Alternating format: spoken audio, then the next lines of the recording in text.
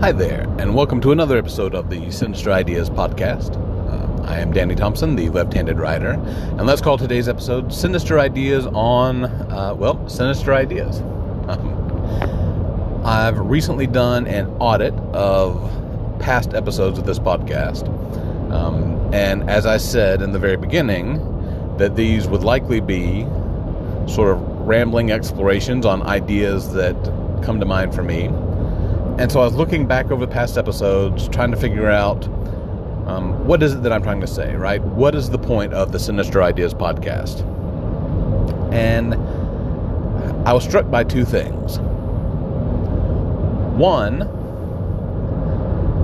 I am trying to convince people that they really need to be intentional and deliberate with the use of their mind in connection with the world around them, right? If you imply a overall general label to the content I've put out already on this podcast, it is that the world is in the midst of a drastic change, and that we need to make sure that we have the skills to encounter, judge, or evaluate, let's say evaluate, not judge, right? To encounter, evaluate, process, and then create something with all of the information that's around us. Because that is going to be the future. We're on the cusp of massive technological revolutions that are going to dramatically alter the way we work, live, and play. And right now, the educational system is not preparing us for that world. Now, don't get me wrong, I don't blame teachers, right? I don't think any teachers are out there with the intent of hamstringing the children they're teaching, right? That's not what they're there for. I don't think they get paid enough if that was their intention, right? But the problem is they're working within a system that was deliberately set up to help the economy and the country thrive in a world that no longer exists. Like I've said before, by way of analogy, you can't fix a flashlight so that it works like a water fountain, right? It doesn't work like a water fountain, not because it's broken, but because that's not what it's designed to do. Likewise, the educational system simply cannot produce people who are capable of both independent thought and collaborative teamwork in an environment that was set up to produce moderately literate workforce for factories and the Industrial Revolution. It's just not going to happen. So that is sort of the purpose of a lot of the content I'm putting out, right? Here's what's coming. Here's what it's going to look like. Here's what the world is going to need to thrive and succeed as we make the transitions to these new technologies. And here's what you need to do, or to be able to do, in order to thrive and succeed in a world that's built on these technologies. The second thing that struck me is that I think I'm actually doing this podcast for my children, right? They range in ages from 13 to 20 right now. And so they are in the midst of that education system, trying to push their way out into the real world in different ways. And I've always had a love-hate relationship with school. I mean, I love learning. I'm insanely curious about all sorts of things, right? I love learning. But schools are broken, and there's not anything that we're going to be able to do to fix them. So as a parent, my biggest challenge has been, how do I help my kids develop the skills they're going to need to survive in the real world when they get out of school?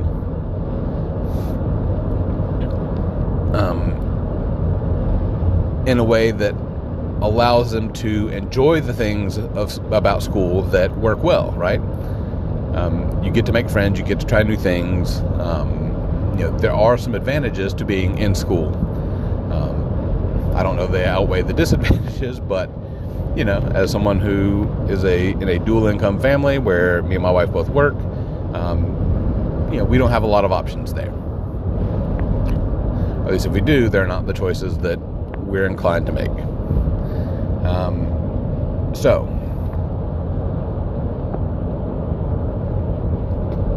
a lot of what I've been doing at home ties into the things I've been discussing on this podcast, right? Here are the technologies that are here that are starting to transform the workplace. Here's what it's going to look like once they're fully in place. Right. Here is how you learn faster and dive deeper into subjects that you're curious about. And here's how you use those to find your passion and to try to find a purpose in a way that is going to help you thrive personally and emotionally and financially. So, now what do we do with this information now that I've done this deep dive, right? I kind of like the direction that this is taking. And because I also think that it applies to the sorts of things that we're facing with our team at work, right? We're a marketing team for a large staffing company that operates in 21 states, and the world is rapidly changing around us, right? The hiring climate has shifted dramatically since the beginning of the pandemic. We're now in a place where there are 11.5 million open jobs in the United States and only 5.7 million people who are unemployed looking for work. So even if we put every one of those unemployed people looking for work to work, that still leaves close to 6 million open jobs with no unemployed people left to fill them. Now, we work in the light industrial and clerical space, so there are a lot of our jobs that are not, jobs that 5-year-olds are walking around saying, I want to pack boxes for a living, or I want to process chickens for food service. It's just not the kind of thing that most people aspire to. But they still have to get done, so our job is to figure out what it's going to take to make these jobs more appealing to workers. Now, the ability to reach people is easier than ever before in a sense. We have social media and the ability to reach out across all these different platforms for little to no money. But at the same time, a lot of these platforms are clamping down on their ad revenue models. Then that does make it harder and more expensive for us to reach out to people on those platforms. So we're planning for that. At the same time, I've got my eye towards all of these maturing technologies and the way they're going to change things and what that's going to mean for us, right?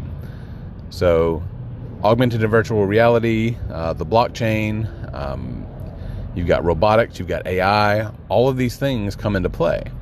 We're experimenting with AI in multiple fronts where I work. I've talked about that some in the past.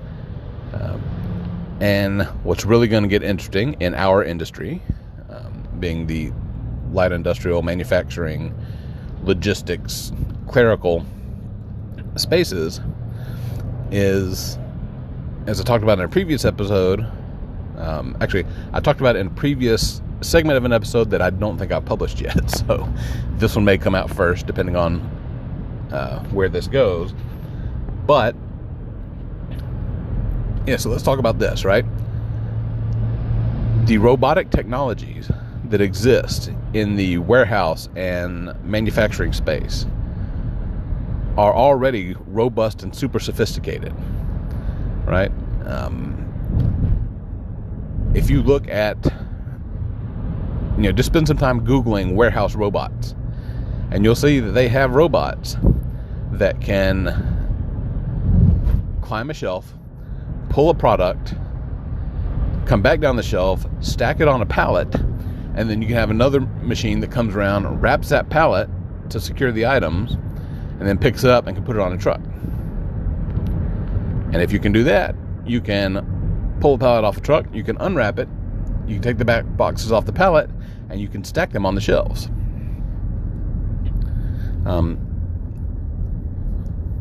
Now right there, that's robots that can do some of the core things that we staff for, right? You've got picking and packing, you've got pallet jack drivers, you've got forklift operators, you've got inventory clerks. I mean, a robot can can scan a product, make sure it's the right product, pick it up, put it on the shelf, scan that shelf, and now that robot knows exactly where that item is when it needs to retrieve it. And you have another difference in that robot doesn't go to the bathroom. It doesn't need a lunch break, right? It doesn't care about first shift, second shift, third shift. It doesn't need vacation days. It doesn't get sick. And once you've outlaid the initial purchase to procure that robot,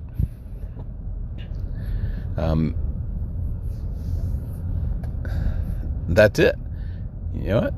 You don't have to keep paying it. It doesn't need an annual quality of life raise. Right? It's not angling for a promotion. It doesn't have aspirations to do something better. Yet, we'll probably need to worry when they do start having those aspirations. But for now, we're good. And so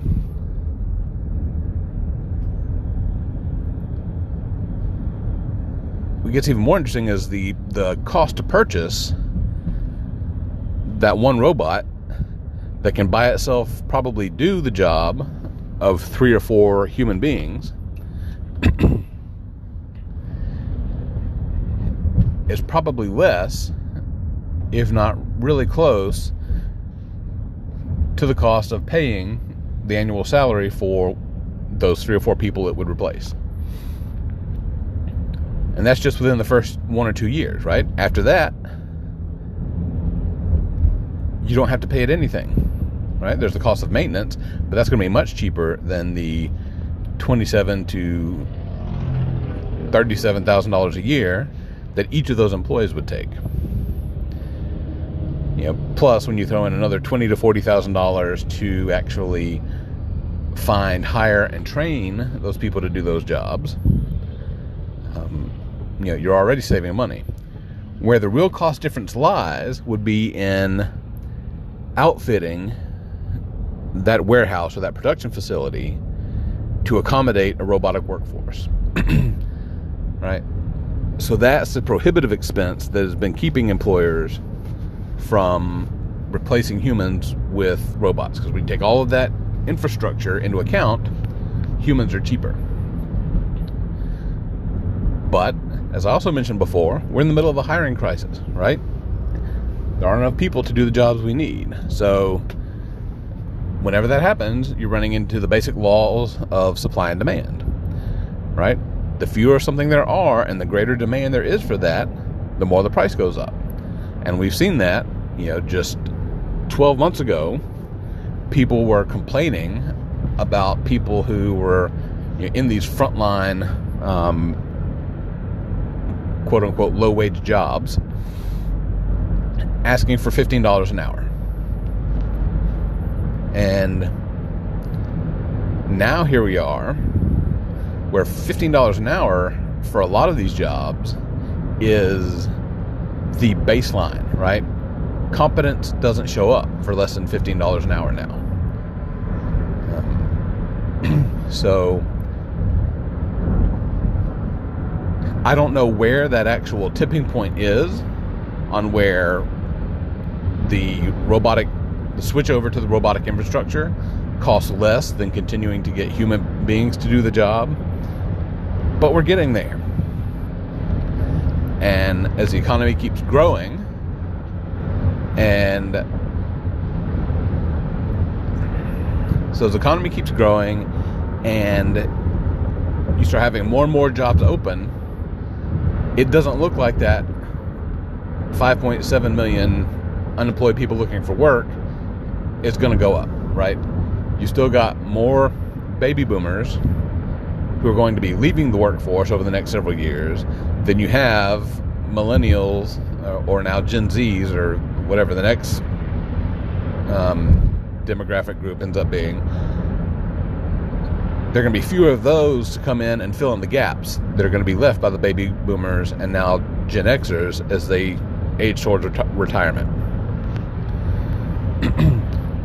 So that is going to exacerbate the problem of there aren't enough workers, so the workers that are there get paid more, which means hiring people gets more expensive while the cost of the technology and the robotics actually goes down, because that's also something that happens historically over time. Now, once that flip happened and these factories and warehouses and logistics hubs and even office spaces automate their processes and bring in the infrastructure, to build in the infrastructure to do that, that's not getting reversed. Right? Once that switch happens, it's going to be pretty much permanent. Now, you'll still have some companies that say, we're going to do it the old-fashioned way with people, but now they're going to be the outliers. There are going to be relatively few of those. And so they're going to charge more. They're going to be the expensive specialty shops that still do things by hand. Like today, there are still knife makers and blacksmiths that do things the old-fashioned way, right? With a hammer and an anvil and a forge. And if you buy a knife from those people, you're going to spend several $100s for that knife. As opposed to a factory that can stamp out blades and sharpen them and mass produce them, by the hundreds or thousands. You can buy a decent knife that comes out of the factory for $25, $30, right? More knives makes a great knife for the camper, backpacker, fisherman, hunt, sportsman. But if you were to go somewhere like Turley Knives or some other of these artisan knife makers, you're going to pay $250 to $500 for a knife that's similar. Now, yes, the quality probably is going to be better because you got people who have been doing this for years and people who actually use these knives in the outdoors, right? They know what they're doing. They know what the needs are. They know what the specifications need to be, but they're making them by hand one at a time, so it's going to cost more. So a similar thing is going to happen in these other spaces. And as we talked about before, with AI, as a writer, I use an AI content writing program. All right, it's called Jasper.ai. Check it out. It's awesome. Now, if you look at the users forum, you'll see that there are some people who are just going nuts, and I'm one of them, over what this program is capable of. At the same time, you have other people complaining that they're just getting, the content they're getting doesn't seem to be high quality. And that comes down to the ability to use the software. As a writer with more than 20 years of experience doing marketing and corporate communications writing, and the knowledge that this AI is billed as a creative writing assistant, I know how to provide the input and the structure that sort of defines the sandbox that lets this AI, right, go nuts and produce some amazing content. Now, that lets me do the stuff that I like, which is the sort of the strategy and the tactical planning and the ideation. And then once I have that set, all I have to do is turn the robot loose, and it writes what I want it to write in the tone of voice I want it to write it in. Now, it's not to a point yet where you can just go in and say, I need this, and hit a button, and it spits out exactly what you're looking for. So in that sense, as a professional writer, I have an advantage over someone who's not. Right? That said, this technology is still in its infancy. So the fact that it has this much capability, even though it's only been around for a couple of years, is absolutely insane. And that means 3 to 7 years from now, you will be able to say, I need a landing page that targets these people to get them to sign up for a newsletter that will ultimately lead them to buy this product. Or whatever it is, right? And you'll hit a button and it'll spit that out, and it'll be damn good. Now, we're not there yet. That's kind of the reason why I'm getting in on this on the ground floor. As I've said before, I don't want to be John Henry'd out of a job. So by the time it gets to the point where the average person can come out and push a button and have it spit out really good copywriting, I want to be Wynton Marsalis or Eddie Van Halen on this technology, right? And so that's what I'm doing. I'm getting in now, and I'm using it for work. And whenever I get a chance, I'm pushing it to its limits to see what it is and isn't capable of. And I'm testing different inputs and parameters to see how I can get it to put out better and better content. So that's sort of the point of all this, right? It's not that the robots are coming and they're going to be here in 10 years, so you better start planning. They're here now, and they're entering the workforce, and we're rapidly approaching a point where, if a company can spend $25,000 for a junior copywriter and $500 a year for this software, well, now they're paying $30,000 a year, and like right now, I can use this and I can write really good copy at 10 times the pace that I was able to by myself. And so when it gets to a point where you can hire a junior writer, someone who's fairly new, who understands the basics and the structure of writing, and they can come in and they can set that up and they can push that button and, spit out lots of copy.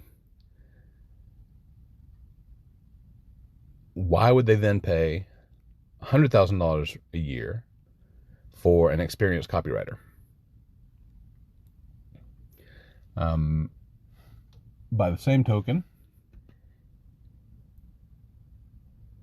if you can pay $20,000 for a robot that can do the work of 5 people,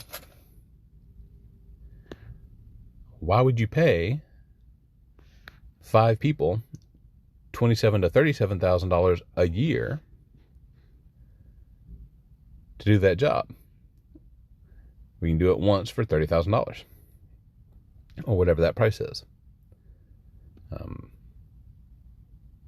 So this is what's coming, and so people need to be able to prepare themselves for that eventuality.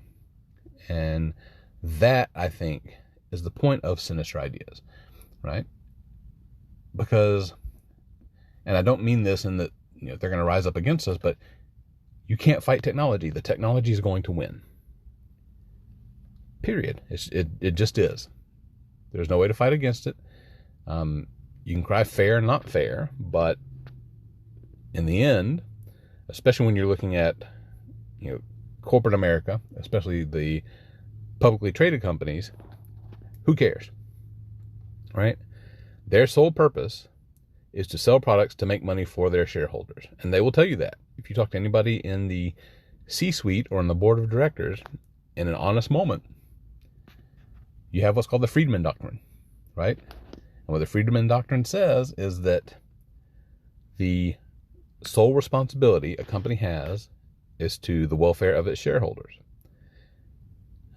It doesn't have a civic responsibility. It doesn't have an environmental responsibility. It doesn't have a community or a humanitarian responsibility. Its sole responsibility is to provide for the welfare of its shareholders. And how does it do that? By creating a profit. What's the easiest way to create profit? It's to cut costs. And most of the time that's at the expense of the employees. So, so that's what's coming. And so we have to figure out how to make ourselves marketable in a world where the technology can do all of the hard work and all of the boring work, right? So how do you find the things that you're passionate about and things that you're good at, things that you can do across multiple areas, and combine those into something that people are willing to pay for? And that is the main idea behind Sinister Ideas, right? It's not about fighting the technology or it's a problem or what we do with it. It's not. It's just a fact of reality. Robots and AI are going to dominate most of the busy work and grunt work, and even a lot of the creative work in the workplace over the next, I would have said 5 to 7 years, but some recent stuff like the DALL-E 2, which is the creative image creation AI, they just put out demos of what the DALL-E 2 version has put out, and what I would have thought was still 4 years away has just been dropped in our lap. So even the creative aspect of day-to-day work is going to be automated. So that's what I want to explore here in Sinister Ideas, is how do we, because Sinister, when I say Sinister Ideas, there's nothing nefarious about Sinister. Sinister is simply Latin for from the left. And being the left-handed writer, I thought that was a clever name, right? But also, the reason Sinister became a thing is because left-handed people were different, right? They fought with their left hand. They drew their sword with their left hand, which meant, the reason you shake hands with the right hand is so that if I'm grabbing your hand and you're holding mine, neither of us can draw our sword. So it's sort of a trust thing, right? I'll trust you, you trust me. But we've also got our eye on each other. Well, if I'm left-handed, I can shake your hand with your right hand, I can draw my sword, and I can still kill you. So that's where the whole sinister, the nefarious aspect of the word sinister came to be. So I want to focus on the human things that make us different, because that's what we're going to have to learn how to get paid on. So, I'll stop that here because I'm now at work and I'm about to head in. So I will catch you on the next one. Thanks for listening.